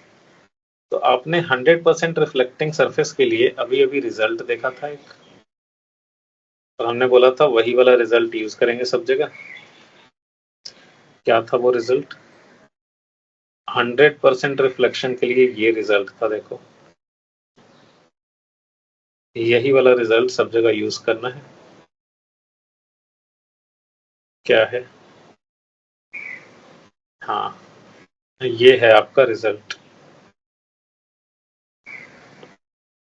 तो 100% रिफ्लेक्टिंग सरफेस के लिए आपने देखा था कि इस पे जो है वो 2 फोर्स लगेगा। सरफेस पे जो फोर्स लगेगा वो हमने देखा था कि सरफेस पे जो फोर्स लगेगा मिरर पे, वो हमने देखा था कि वो परपेंडिकुलर टू द एरिया होता है। और इसके हम लोग 2 कंपोनेंट लेते थे, एक इंसिडेंट बीम के डायरेक्शन में जिसे हम लोग एफ पैरेलल से डिनोट करते थे, और एक इंसिडेंट बीम के परपेंडिकुलर डायरेक्शन में जिसे हम लोग एफ परपेंडिकुलर से डिनोट करेंगे, है ना? यही था ना? तो यहाँ पे जो फोर्स लगेगा ये ऐसे लगेगा, और इसी फोर्स का हम लोग 2 कंपोनेंट दिखाएंगे। एक कंपोनेंट हो गया जिसे जो इंसिडेंट बीम के पैरेलल डायरेक्शन में हो गया, जिसका वैल्यू था कितना? एफ पैरेलल वाले का था वैल्यू एफ साइन अल्फा, यहाँ पे अल्फा हो जाएगा, ठीक है। अच्छा, अल्फा कितना होगा देख लो, अल्फा भी देख ही लो कितना हो जाएगा। अल्फा कितना हो जाएगा इसके लिए देखो आप, ये है रेडियस आर स्मॉलर, ये है आपका कैपिटल आर, ये है आपका स्मॉलर, ये है एंगल थीटा, और ये था आपका परपेंडिकुलर डायरेक्शन में ऐसे, ठीक है। ये एंगल जो है ये थीटा है, तो ये भी थीटा हुआ, ये हुआ 90 माइनस थीटा, ठीक है। तो ये अल्फा जो है यही तो है, यही तो है अल्फा। तो बेसिकली यहाँ पे अल्फा जो है वो है 90 माइनस थीटा। तो अल्फा यहाँ पे 90 माइनस थीटा है। आपने अगर हॉरिजेंटल से ये एंगल लिया है ना थीटा, तो यहाँ पे जो इस फॉर्मूला देखो, ये जो फॉर्मूला लगाते थे उसमें थीटा क्या होता था? फॉर्मूला लगाते थे उसमें थीटा होता था कि ये जो सरफेस है वो कितना इंसिडेंट बीम वाला जो डायरेक्शन है उससे कितना एंगल बना रहा है, ये होता था थीटा। बट हमने यहाँ पे तो थीटा कुछ और ले लिया, इसको अल्फा ले लिया, तो ये फॉर्मूला में अल्फा आ जाएगा, ये फॉर्मूला में आ जाएगा सब जगह अल्फा, ठीक है। तो यहाँ पे जो पैरेलल कंपोनेंट है ये आपका हो जाएगा कितना? ये आपका हो जाएगा पैरेलल कंपोनेंट विल बी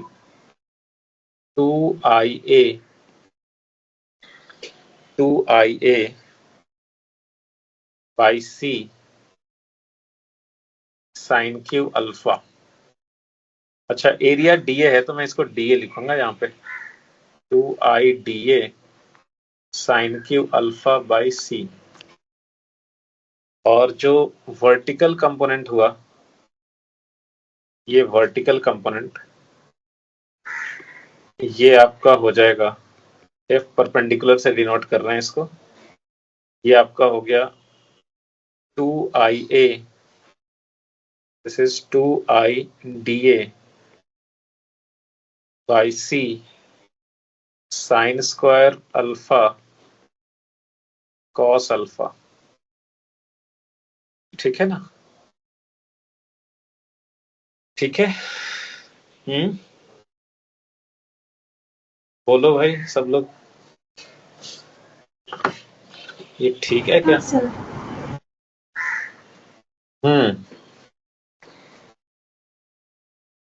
बहुत बढ़िया। तो ये जो है अब यहाँ पे देखो, अब यहाँ पे कहानी में है थोड़ा सा ट्विस्ट। कहानी में ट्विस्ट ये है कि ये कोई प्लेनर सरफेस तो है नहीं, ये तो अपने छोटे से पार्ट के लिए ऐसे दिखा दिया, पर है तो ये वास्तविकता में रिंग। ये वास्तविकता में रिंग है। अभी जैसे आप अगर यहाँ पे छोटा सा ये एरिया लोगे तो यहाँ पे सरफेस ऐसे सरफेस पे फोर्स ऐसे लगेगा, परपेंडिकुलर टू द सरफेस। यहाँ पे मैं दिखा ही दे रहा हूँ और दूसरा डायग्राम करके दिखा दे रहा हूँ। देखो ये सब हम लोग देख चुके हैं, इसको मैं मिटा देता हूँ। ये थिकनेस आर डी थीटा वगैरह देख चुके हैं। देखो मैं ये कहना चाह रहा हूँ भाई कि यहाँ पे जो सरफेस है ना, ये सरफेस ऐसे था, तो इस पे जो फोर्स लगा था मेरे दोस्त, इस पे जो फोर्स लगा है ना, ये फोर्स लगा ऐसे, तो इसका एक कंपोनेंट इधर आया पैरेलल वाला और वर्टिकल वाला ऐसे आया। सिमिलरली इधर सरफेस है ऐसे, तो यहाँ पे ये वाला फोर्स इधर लगेगा, तो इसका पैरेलल वाला कंपोनेंट आएगा ऐसे और वर्टिकल वाला आएगा ऐसे। तो इसका वर्टिकल और इसका वर्टिकल कैंसल हो रहा है ना, इसका वर्टिकल और इसका वर्टिकल जो है वो कैंसल हो रहा है। अच्छा सिमिलरली बोलो, ये बात आ रही है समझ में? ये दोनों कैंसल हो रहा है। तो सिमिलरली अगर आप ये रिंग के ऊपर दूसरा कहीं पे कोई पॉइंट लोगे ना, जैसे यहाँ पे लोगे, तो यहाँ पे जो फोर्स लगेगा, यहाँ पे जो फोर्स लगेगा उसकी वजह से भी दो कंपोनेंट आएगा। एक कंपोनेंट आ जाएगा ऐसे इधर पैरेलल टू द सरफेस, दूसरा कंपोनेंट जो है वो आ जाएगा परपेंडिकुलर टू द सरफेस। अब आप बोलोगे sir perpendicular to the surface ऐसे कैसे आया? ऐसा ये कैसे आपने फाइंड आउट किया ऐसे परपेंडिकुलर टू द सरफेस ऐसे आ गया? देखो मेरे दोस्त, ये जो रिंग है ना, ये एक प्लेन है। Ring is a plane, circle का प्लेन है ये। तो ये सर्कल का प्लेन है और इस पे ये इंसिडेंट बीम ऐसे है इस डायरेक्शन में, इंसिडेंट बीम इस डायरेक्शन में है। इंसिडेंट बीम जो है वो perpendicular to the plane of the ring है, perpendicular to the plane of the ring. So any line lying in the plane of the ring, ring में कोई भी लाइन खींच दो आप, रिंग वाले प्लेन में कोई भी लाइन खींच दो, उस पे ये वाला जो चीज होगा ना, अगर मैं इसको एक्स एक्सिस बोल दूं, एक्स एक्सिस को परपेंडिकुलर ही होगा। जैसे अगर मैं इसको अगर एक्स एक्सिस बोल दूं, तो ये जो रिंग जो है ना वो वाईजेड प्लेन में हो गया, ये रिंग वाईजेड प्लेन में हो गया। तो कोई भी आप ये वाईजेड प्लेन में लाइन खींच दोगे ना, तो वो उस पे परपेंडिकुलर ही होगा ये एक्स एक्सिस। तो आपको जितने भी ऐसे परपेंडिकुलर वाले ऐसे दिख रहे हैं ना, रिंग वाले प्लेन में जो भी लाइंस है ना, रिंग वाले प्लेन में जो भी लाइंस हैं वो सब पे परपेंडिकुलर ही है ये। अच्छा, तो परपेंडिकुलर ही है। अब क्या है कि आप ये रिंग के ऊपर अलग अलग डिफरेंट डिफरेंट जगहों पे आप जब छोटे छोटे एरिया ले रहे हो ना, छोटे छोटे जब एरिया ले रहे हो, तो उनका जो इंसिडेंट बीम के डायरेक्शन में जो कंपोनेंट आएगा डीएफ पैरेलल, वो तो सबका सेम ही आएगा, वो सबका सेम ही आ रहा है। इंसिडेंट बीम के डायरेक्शन में मुझे इसको लिखना चाहिए एफ नहीं, मैं यहाँ पे डीएफ लिख देता हूँ। ये डीएफ पैरेलल, डीएफ परपेंडिकुलर, ये डीएफ, ठीक है। तो इंसिडेंट बीम जो है ना उसके डायरेक्शन में इसके जितने भी फोर्सेस के कंपोनेंट्स हैं वो सेम ही डायरेक्शन में आ रहे हैं, वो ऐड हो रहे हैं। लेकिन परपेंडिकुलर डायरेक्शन में जो है, आप देखो ना, ये आप इस पे अगर ये टेंजेंट पे जब परपेंडिकुलर ऐसे ड्रॉ करोगे ना, तो वो डायरेक्टेड टुवर्ड्स द सेंटर होगा, डायरेक्टेड टुवर्ड्स द सेंटर। तो क्या होगा कि ये सारे डीएफ परपेंडिकुलर कैंसिल होकर के जीरो हो जाएंगे। और ये आप देखोगे सब जगह होगा ऐसा, सब जगह ऐसा होगा, ये आपके लिए अच्छी बात है। तो summation of DF perpendicular zero हो जाएगा यार, summation of DF perpendicular zero हो जाएगा। तो आपका जो है ना वो जो फोर्स रह जाएगा इस पे, वो सिर्फ ये वाला कंपोनेंट रह जाएगा। ये फील कर पा रहे हो आप? जैसे मान लो कि एक रिंग है, आप सिंपली ये पूरा हेमिस्फेयर भूल जाओ ना, सिंपली समझो एक रिंग है रखा हुआ, और ये एक रिंग है रखा हुआ, और लाइट बीम जो है ना वो ऐसे आ रही है एक्स एक्सिस के लॉन्ग। तो इस पे जो फोर्स लगाएगा ना रिंग के डिफरेंट डिफरेंट पोर्शंस पे, ठीक है, तो वो फोर्स जो लगाएगा उसमें दो कंपोनेंट आएगा, अलोंग द बीम वाले कंपोनेंट सबके ऐड हो जाएंगे, और परपेंडिकुलर टू द बीम वाले जो कंपोनेंट्स हैं वो सबके कैंसिल हो जाएंगे, वो सबके कैंसिल होकर के जीरो हो जाएंगे। ये आप देखोगे सब जगह ऐसा होगा। तो डीएफ परपेंडिकुलर का जो समेशन है ये हो जाएगा जीरो, ठीक है। आप क्या करोगे घर में, लाइक 3D में ये फील थोड़ा सा होना मुश्किल होता है। आप घर में क्या करोगे कि एक बाउल लोगे, बाउल हेमिस्फेरिकल बाउल टाइप का चीज कुछ होगा, बाउल लोगे, आप उस पे इमेजिन करोगे कि एक ऐसे रिंग ड्रॉ किया हुआ है, और सोचोगे लाइट बीम आ रहा है, उससे 3D में वो इमेजिन करोगे आप। 3D में आप इमेजिन करके देखोगे कि किधर लगता होगा फोर्स, तो आप ये चीज देख पाओगे, तभी आप विजुअलाइज कर पाओगे। 2D में मुश्किल होता है विजुअलाइज करना, ठीक है। तो समेशन ऑफ डीएफ परपेंडिकुलर जो होगा ये जीरो होगा, डीएफ पैरेलल वाले ऐड हो जाएंगे। तो हमें क्या करना है यहाँ पे कि ये जो हमने यहाँ पे लिखा था ना, डीएफ परपेंडिकुलर वाला जो चीज लिखा था, इसके काम से बच गए हम लोग। ये हमारे लिए अच्छा चीज हो गया। इनफैक्ट ये जो डीएफ परपेंडिकुलर लिखा था ये काम करने से बच गए। इसका जो समेशन होगा, समेशन ऑफ डीएफ परपेंडिकुलर, ये जीरो हो जाएगा। डीएफ परपेंडिकुलर तो ठीक है इतना आ रहा था, बट उसका समेशन जो है वो जीरो हो जाएगा। तो हम लोग ये हटा ही देते हैं, ठीक है, ये हटा ही देते हैं फिर, और ये हटा ही देते हैं, और यहाँ पे हम लोग लिख देते हैं, क्या लिख देते हैं कि ये समेशन ऑफ डीएफ परपेंडिकुलर हो गया जीरो, और ये वाला जो चीज है इसको कट करके इसी पेज में लिख देते हैं, ये इसी पेज में लिख देते हैं। तो ये डीएफ परपेंडिकुलर का समेशन जीरो हो जाएगा, ये लिखने की जरूरत नहीं पड़ेगी, ये वाला सिर्फ डीएफ पैरेलल लिखेंगे, ये इतना आ जाएगा। वो लोग क्लियर है? अब देखो, अब जो अलग अलग रिंग्स बनेंगे, डिफरेंट डिफरेंट जो रिंग्स बनेंगे अलग अलग, हेमिस्फेरिकल जो सरफेस है ये कलेक्शन ऑफ बहुत सारे रिंग्स है, तो वो सब में वही होगा। हर एक रिंग में सबका जो डीएफ पैरेलल आएगा वो इसी डायरेक्शन में आएगा, इंसिडेंट बीम के ही डायरेक्शन में, तो सबका डीएफ पैरेलल ऐड होगा और सबका डीएफ परपेंडिकुलर कैंसिल हो जाएगा।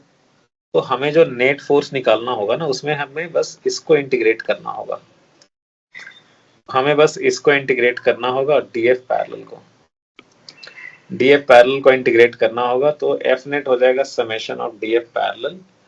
डीएफ पैरेलल आपने लिखा हुआ है यहाँ पे 2i dA sin q alpha by C. अब बस वैल्यूज बैठाने रह गए मेरे दोस्त। डीए हो गया आपका, ये 2i बाई सी बाहर निकाल लो, डीए के जगह पे लिख लो 2 पाई r sin theta r d theta, sin q alpha के जगह डाल लो 90 माइनस थीटा।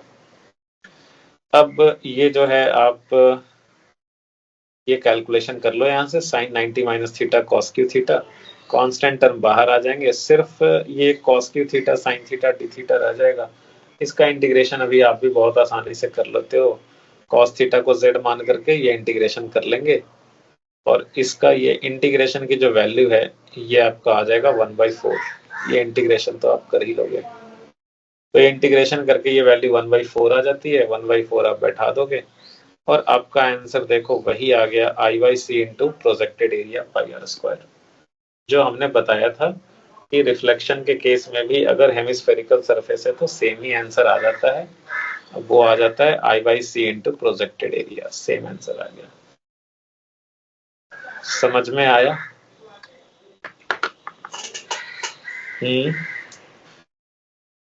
बोलिए, आया समझ में? हाँ सर। चलिए बहुत बढ़िया।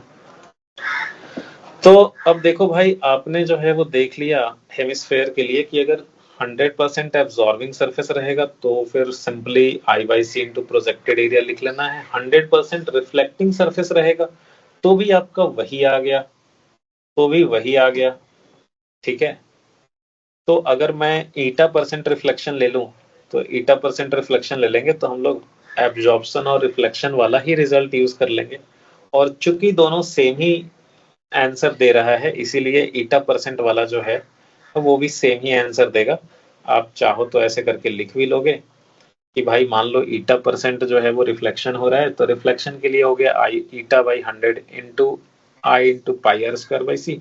आपने अभी देखा कि रिफ्लेक्शन के लिए भी जो फोर्स लगता है वो इंसिडेंट बीम के ही डायरेक्शन में लगता है, और ईटा परसेंट का रिफ्लेक्शन हो रहा है तो eta by 100 into I into pi R square by C हो गया। और अगर यहाँ पे जो है अगर एब्जॉर्प्शन हो रहा होगा, एब्जॉर्प्शन कितना हो जाएगा 1 माइनस ईटा बाई 100, तो 1 माइनस ईटा बाई 100 उसकी वजह से भी सेम ही आ रहा है, एब्जॉर्प्शन की वजह से भी I into pi R square by C ही आ रहा है। ये ईटा वाला टर्म कट गया, इस सेम ही आ जाएगा, like I into pi r square by c. So you have got the same answer I by c into projected area. तो हेमिस्फेरिकल सरफेस रहेगा तो कितना भी परसेंट रिफ्लेक्शन हो, 0%, 100%, 30%, 40%, ईटा परसेंट, कुछ भी, सब में सेम ही फोर्स आएगा, which is I by c into projected area pi r square. projected area pi r square. बोलो क्लियर है?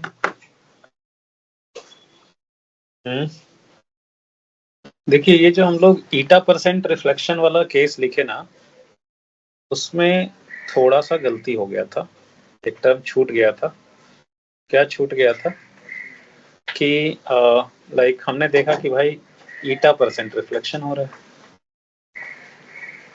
ठीक है, तो ईटा परसेंट रिफ्लेक्शन हो रहा है, तो अगर मान लो इंसिडेंट वेव की इंटेंसिटी है आई, ठीक है, और अब कह लो जैसे फॉर एन एग्जांपल आप ले लो कि 30% रिफ्लेक्शन हो रहा है ना, मान लेते हैं ईटा है 30% रिफ्लेक्शन हो रहा है। तो मान लो इंसिडेंट वेव की इंटेंसिटी है आई, ठीक है, तो अगर 30% वेव का रिफ्लेक्शन हो रहा है, इसका मतलब क्या हुआ कि 70% का हमने देखा था कि एब्जॉर्प्शन हो रहा है, 70% का क्या हो रहा है, कंप्लीट एब्जॉर्प्शन, और 30% का क्या हो रहा है, कंप्लीट रिफ्लेक्शन। तो इसका मतलब ये हुआ कि जो रिफ्लेक्टेड वेव की इंटेंसिटी हो जाएगी, ठीक है, मतलब जिन जिन वेव का रिफ्लेक्शन हुआ कंप्लीट, ठीक है, उनका आप क्या बोल सकते हो, 30% मतलब उनकी इंटेंसिटी कितनी हो गई, 30/100 इंटू आई। और जो एब्जॉर्प्शन हो रहा है 70% का, तो वो हो गया 70%, उनकी इंटेंसिटी हो गई 70I/100। तो इसीलिए जो है, इसीलिए क्या हुआ था कि आपने देखा जब हमने एफ पैरेलल लिखा था तो हमने यही दो रिजल्ट का यूज किया था, एब्जॉर्प्शन वाले का और रिफ्लेक्शन वाले का। तो एब्जॉर्ब, तो देखो इसमें एफ पैरेलल तो हमने सही लिखा था, एफ परपेंडिकुलर में ये टर्म छूट गया था ईटा वाला, एफ परपेंडिकुलर में ईटा वाला टर्म छूट गया था। हमने ये देखा था कि भाई रिफ्लेक्टेड का रिजल्ट अलग लगा दो और एब्जॉर्ब वाले का अलग लगा दो। तो हमने देखा था कि एब्जॉर्ब वाले से जो फोर्स, एब्जॉर्ब वाले की वजह से जो फोर्स लगता है वो सिर्फ इंसिडेंट रे के ही डायरेक्शन में लगता है, तो उसके लिए सिर्फ एफ पैरेलल ही आता है, एफ पैरेलल ही आता है सिर्फ, है ना। तो एब्जॉर्ब वाला परसेंटेज कितना था, 1 माइनस ईटा बाई 100, तो ये आपका 1 माइनस ईटा बाई 100 हुआ था, दिस इनटू ये एब्जॉर्ब वाले की वजह से लिखा। और रिफ्लेक्टेड वाला जो था वो ईटा बाई 100 था, तो एक परपेंडिकुलर में हमने रिफ्लेक्टेड वाले जो रिजल्ट थे उसमें ईटा बाई 100 मल्टीप्लाई किया था। तो अगर मैं, तो ये तो सही लिखा हुआ था, लेकिन अगर मैं एफ परपेंडिकुलर लिखूंगा तो एफ परपेंडिकुलर सिर्फ किसकी वजह से है, सिर्फ किसकी वजह से, सिर्फ रिफ्लेक्टेड वाले की वजह से। तो रिफ्लेक्टेड वाले का जो परसेंटेज है ईटा बाई 100 वो तो आएगा ना यहाँ पे, बिकॉज इंटेंसिटी तो उसका हो जाएगा ना उतना टाइम्स ईटा बाई 100 इंटू आई, तो इसीलिए ईटा बाई 100 का टर्म आ रहा है। तो ये छूट गया था यहाँ पे ईटा बाई 100, आ रही बात समझ में? हाँ हाँ सर। हाँ भाई, सब में हमने लिखा था एब्जॉर्ब्ड का अलग लिखा, एब्जॉर्ब्ड का अलग लिखा, रिफ्लेक्टेड का अलग लिखा, तो एफ परपेंडिकुलर वाले में भी तो लिखना पड़ेगा ना। एफ परपेंडिकुलर सिर्फ रिफ्लेक्टेड वाले की वजह से था, तो रिफ्लेक्टेड वाले का ईटा बाई 100 तो आएगा ही ना इसमें, ठीक है। तो ये एक छूट गया था वो, ठीक है। आई बात समझ में? हाँ सर ठीक है। हाँ ये था, यहाँ पे देखो ये रिजल्ट लिखा हुआ था ना, रिफ्लेक्टेड वाले की वजह से ये लिखा हुआ था। तो एफ परपेंडिकुलर रिफ्लेक्टेड वाले की एफ की वजह से एफ परपेंडिकुलर ये था। अगर रिफ्लेक्शन ईटा % हो रहा है तो ईटा बाई 100 आ जाएगा यहाँ पे, है ना। गुड। इसका इम्पैक्ट कहीं और नहीं होगा, बिकॉज जो आगे हमने एग्जांपल लिया था इसका, क्या बोलते हैं, हेमिस्फेयर वाला जो एग्जांपल लिया, तो उसमें तो सिग्मा एफ परपेंडिकुलर 0 आ गया, तो सिग्मा एफ परपेंडिकुलर 0 आ गया था, तो इसलिए वहां पे इसका कुछ इम्पैक्ट नहीं दिखा, राइट। ठीक है। हाँ हाँ सर। हाँ देखो हेमिस्फेयर वाले में क्या हुआ था, हेमिस्फेयर वाले में तो सिग्मा डी एफ परपेंडिकुलर 0 आ गया था, तो हमारा डी एफ परपेंडिकुलर में ईटा बाई 100 छूटा था, तो अगर ये 0 ही हो रहा है तो ईटा बाई 100 रहे ना रहे फिर कोई फर्क नहीं पड़ा, ठीक है। ठीक है। Okay okay okay. तो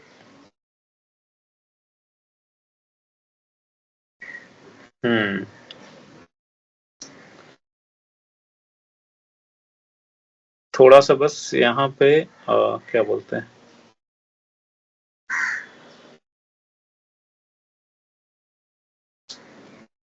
हाँ ईटा % रिफ्लेक्शन वाला कहाँ गया,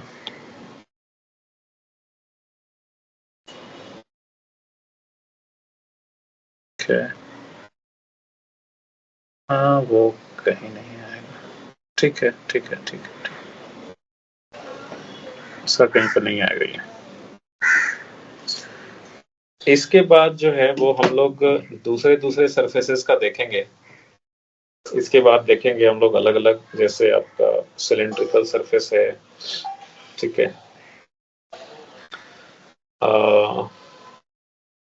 कॉनिकल सरफेस है, इसके बाद हम लोग उसका देखेंगे। आप जो है वो ब्रेक ले लीजिए आप लोग थोड़ा, है ना।